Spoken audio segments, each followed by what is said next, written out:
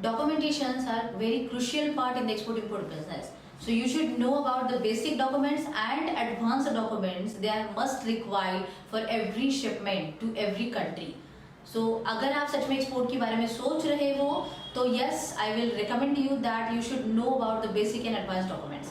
So let's discuss one document which is required actually, but still many people are ignoring that. So वो क्या होता है, कैसे होता है, उसका importance क्या है, कैसे निकलता है. So let's discuss about in this video about fumigation certificate. Hi दोस्तों, I am KD Sushma. I am author, trainer, exporter and business coach. And yes, I am on a mission to create 10,000 plus exporters by 2025.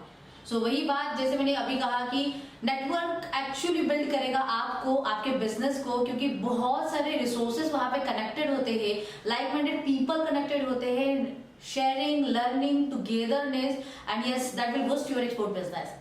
Coming two point, fumigation certificate के बारे में अगर मैं बताऊं आपको, एक तो बेसिक में हमने देखा कि आईसी होगी, आरसीएमसी होगी, पोर्ट रजिस्ट्रेशन होगा, these are the main basic requirement of the documents, right. लेकिन अगर आप शिपमेंट कर रहे हो तो उसके लिए भी as per the product and as per the market there are certain extra documentations are required. So कभी भी आप एक्सपोर्ट के लिए सोचोगे आगे जाने के लिए, तब हमेशा ये रिसर्च करके रखना कि अगर मुझे बनाना एक्सपोर्ट करना है तो बनाना के लिए एक्स्ट्रा क्या डॉक्यूमेंट लगेगा.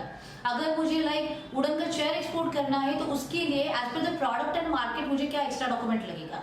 क्योंकि without that document and yes you will be in the trouble, you will be in the losses, because your container will be on the hold at the destination port, क्योंकि आपने वो document नहीं दिया है.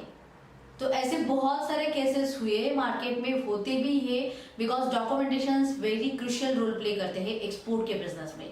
सो fumigation की अगर मैं बात करूं तो फ्यूमिगेशन मेजॉरिटी केसेस में लाइक एक तो वुडन प्रोडक्ट्स अगर आप एक्सपोर्ट करते हो तो उस केस में आपको फ्यूमिगेशन किया हुआ सर्टिफिकेट शिपमेंट के साथ अटैच करना चाहिए, मतलब दैट इज मैंडेटरी होता है. सो फ्यूमिगेशन सर्टिफिकेट तभी नहीं निकाला जाता कि लाइक वुडन का प्रोडक्ट ही हो, but in case if you are using the wood in the packaging part type also, still you need to fumigate that and that certification should be attach with the documents.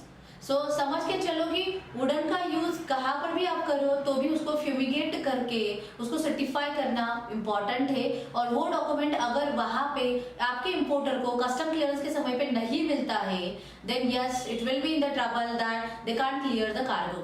क्योंकि हर country के rules बहुत अलग अलग होते हैं और उनके मुताबिक लाइक उस कंट्री के मुताबिक उनको ये नहीं चाहिए कि आपके वुड से भी लाइक जो कीड़ होती है वो उनके कंट्री में आ जाए. So they are particularly following that things very rigorously actually. So what is mean by fumigation actually? होता क्या है fumigation? तो वुड का पेस्ट कंट्रोल किया जाता है.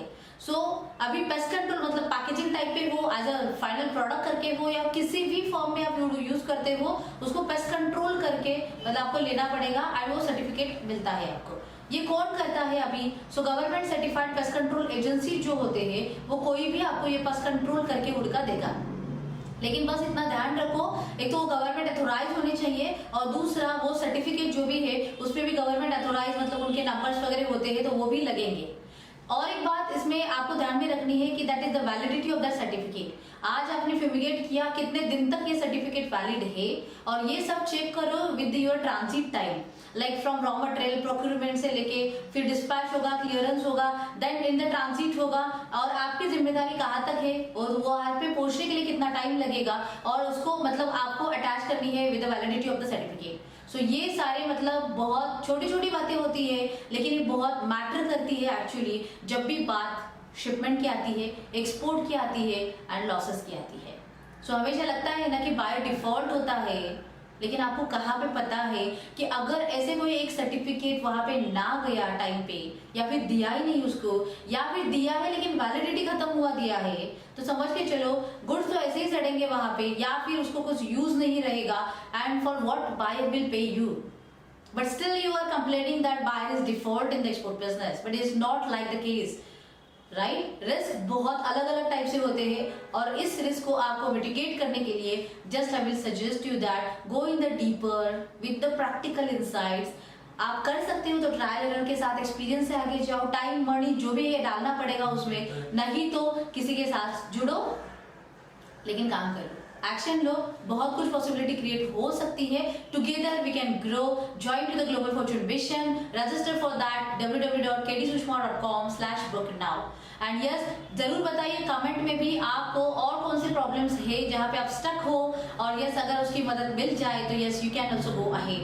सो take action, start your journey, go deeper in the documentation part also, and yes, export is easy for you. Take action. Jai Hind.